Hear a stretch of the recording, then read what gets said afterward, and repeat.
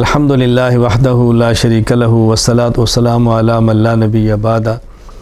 تراویح ایک عبادت ہے جو اللہ کی رضا کے لیے لوگ پڑھتے ہیں، اور تراویح پڑھانے والا بھی اللہ کی رضا کے لیے پڑھاتا ہے، اس میں تو کوئی دوسری رائے نہیں ہے۔ باقی مسئلہ جو امام تراویح پڑھاتا ہے اور پورا دن قرآن کریم کو یاد کرتا ہے، قرآن کریم سنانے کے لیے کسی اور مشغلے میں مشغول بھی نہیں ہو سکتا، اور اس کے اخراجات بھی ہیں، اس کی ضرورتیں بھی ہیں، تو اس تراویح پڑھانے والے کو تو پیسوں کی نیت سے نہیں، اللہ کی رضا کے لیے ہی پڑھانی چاہیے۔ لیکن اس کے پیچھے تراویح پڑھنے والوں کو چاہیے اس امام کی خدمت کریں، اس امام کو ہدیہ دیں، اور زیادہ سے زیادہ دینا چاہیے۔ میں اکثر یہ بات عرض کیا کرتا ہوں، ایک بات تو یہ سمجھ لیں کہ جو لوگ یہ چاہتے ہیں کہ تراویح پڑھانے والا اجرت نہ لے، وہ یوں کیوں نہیں کر لیتے کہ اپنے بچے کو قرآن کریم پڑھا لیں اور مصلی پر کھڑا کر دیں؟ وہ کیوں نہیں کر لیتے خود قرآن یاد کر لیں اور تراویح پڑھا لیا کریں؟ بھئی آپ پورا دن ملازمت کرتے ہیں، آپ پورا دن تجارت کرتے ہیں، پورا دن آپ دنیاوی کاموں میں مشغول رہتے ہیں، اور حافظ پورا دن قرآن کریم کو یاد کرتا ہے، نہ وہ تجارت کر سکتا ہے، نہ ملازمت کر سکتا ہے، قرآن کریم یاد کرتا ہے اور رات کو مصلی پر کھڑے ہو کے پڑھتا ہے۔ اگر کوئی بیچارے کو ایک اٹکن بھی آ جائے تو پوری مسجد شور بھی ڈالتی ہے، کوئی بھول بھی جائے تو آپ کی باتیں بھی سنتا ہے، تو اس کو محنت بھی کرنی پڑتی ہے۔ اس لیے تراویح پڑھانے والے کو تو اللہ کی رضا کے لیے پڑھانا چاہیے، لیکن امام کے پیچھے تراویح پڑھنے والے کو امام کی ضرورتوں کا خیال کرنا چاہیے۔ میں ایک بات یوں سمجھیں لطیفہ کا معنی خوش طبعی کے طور پر عرض کیا کرتا ہوں کہ جب ہمارے ہاں رمضان کا اخیر ہوتا ہے تو ہم اپنے بچوں کے لیے شاپنگ کرتے ہیں، جوتی لیتے ہیں، کپڑے لیتے ہیں، اور اس قدر اسراف کرتے ہیں الامان والحفیظ، ضرورت کی حد تک تو کوئی حرج بھی نہیں ہے، لیکن بہت آگے نکل جانے اس کی شریعت میں کیا گنجائش ہوگی۔ اب آپ نے سب کچھ کر لیا، اب مجھے آپ فرمائیں کہ ایک حافظ صاحب ہیں، قاری صاحب ہیں، وہ پورا مہینہ کچھ نہیں کرتے، قرآن کریم یاد کرتے ہیں اور رات تراویح پڑھاتے ہیں۔ اب وہ اگر مہینے کے بعد گھر جائیں اور اہلیہ پوچھے بھئی میں نے کپڑے لینے ہیں، تو انہیں کہہ دے بھئی سورۃ النساء کا اجر تم لے لو۔ بیٹی کہتی ہے کہ ابو مجھے جوتی لے کر دے دے، تو کہ بیٹی سورہ بقرہ کا ثواب تم لے لو۔ اب بتاؤ اس سے کیا اس کے گھر کا ماحول ٹھیک ہو جائے گا؟ اس کی ضرورتیں پوری ہو جائیں گی؟ تو جس طرح آپ تراویح پڑھتے ہیں اجر کے لیے، وہ بھی تراویح پڑھاتا ہے اجر ہی کے لیے۔ باقی اس پر یہ دلائل پیش کرنا کہ رسول اکرم صلی اللہ علیہ وسلم اور دیگر انبیاء جب دین بیان کرتے تھے تو یہ فرمایا کرتے تھے یا قوم لا اسألکم علیہ اجرا، یا قوم لا اسألکم علیہ مالا۔ اللہ کے بندو، یہ نبی خطاب ان کو کرتے تھے جو نبی کے مخالف ہوتے تھے، جو کافر ہوتے تھے، جو مشرک ہوتے تھے۔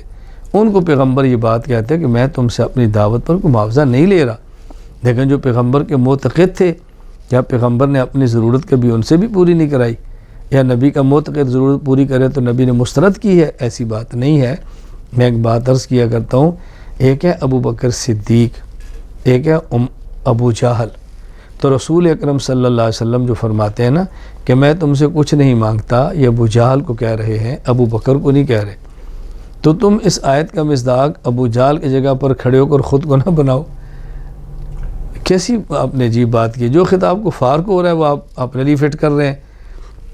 میں مزید سمجھانے کے لیے کہ تو دیکھو، مثلا میں ایک علاقے میں بیان کے لیے جاتا ہوں، اور جو عقیدہ کے اعتبار سے میرے مخالف ہیں، تو ظاہر ہے میں جب بیان کروں گا تو ان سے تو نہیں کہوں گا بھئی میں نے آپ کو عقیدہ سمجھایا ہے تو مجھے چائے پلاؤ، مجھے کھانا کھلاؤ، یہ میں نے آپ کے سونا ہے اے سی آن کرو۔ وہ کہیں گے ہم نے بلایا تھا، کیوں آئے تھے تم؟ تو تم نہ آتے نا۔ تو ان کو تو نہیں کہوں گا نا، ان کو تو میں کہوں گا میں تمہیں عقیدہ بتاتا ہوں، اور حرام ہے میں تم سے ایک چیز بھی مانگوں۔ لیکن جو میرے عقیدت مند ہے، میرے محبت والے، ان کے پاس آتا ہوں تو ان کو تو بندہ یہ بھی کہتا ہے بھائی چائے پلاؤ، بھائی کھانا کھلاؤ، اور بھائی ذرا ایک کپ کافی بنا کے لاؤ۔ تو وہ کہہ جی کیا اللہ کے نبی تو فرماتے ہیں میں کچھ نہیں، تم تو ہم سے مانگتے ہو۔ کوئی بھی ایسے نہیں کہتا۔ میں اس لیے گزارش کرتا ہوں فرق سمجھو۔ قرآن کریم میں جو انبیاء کا خطاب ہے کہ ہم کسی سے مطالبہ نہیں کرتے، وہ غیر ہیں، اور علماء جو تقاضا کر بھی لیں تو ان سے کرتے ہیں جو اپنے ہیں۔ اپن اور غیروں میں فرق ہوتا ہے، اپنائیت پیدا کرو، دوریاں پیدا مت کرو۔ آپ یقین فرماؤ اس دور میں یہ جو مستقل مہم چلی ہے، الحمدللہ میری اس پر مستقل فائل بھی ہے، مستقل بیان بھی ہے، اجرت علی تعلیم دین کہ دین پڑھا کر کوئی انسان اجرت لے سکتا ہے یا نہیں، دلائل موجود ہے۔ میں سمجھتا ہوں کہ مستقل ایک محنت اس پہ کی ہے، دین کو مٹانے کے لیے ایک سازش کی گئی ہے۔ کیوں؟ جو مالدار ہے اس نے عالم بن کے جمعہ پڑھانا نہیں، اور جو غریب ہے اس کو تنخواہ دینی نہیں، تو جمعہ کون پڑھائے گا؟ جو مالدار ہے اس نے قاری بن کے بچوں کو پڑھانا نہیں، اور غریب جس نے پڑھانا ہے اس کو تنخواہ دینی نہیں، اچھا قرآن کون پڑھائے گا؟ آپ دیکھیں نا کیسا غیر شعوری طور پہ ایک مہم چلا دی گئی ہے۔ ہمیں اغیار کے پروپیگنڈے کے اندر شریک نہیں ہونا چاہیے۔ اللہ تعالیٰ ہمیں قدر کی توفیق عطا فرمائے۔ اس لیے تراویح پڑھانے والا، حافظ، قاری، مولانا، ان کو چاہیے کہ خالص اللہ کی رضا کے لیے پڑھائیں، اور پڑھنے والوں کو چاہیے کہ دل کھول کے امام کو ہدیہ دیں، اس کی ضرورتوں کا خیال کریں۔ اللہ تعالیٰ ہم سب کو دین پر اپنا سب کچھ لٹانے کی توفیق عطا فرمائے۔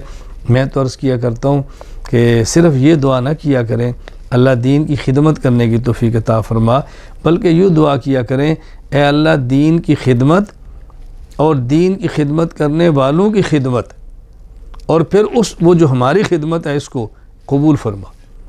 دین کی خدمت کرنے کی توفیق دے، دین کی خدمت کرنے والوں کی خدمت کرنے کی توفیق دے، اور پھر جو ہم نے خدمت کی اس کو اپنے کرم سے قبول فرما۔ وآخر دعوانا الحمدللہ رب العالمین۔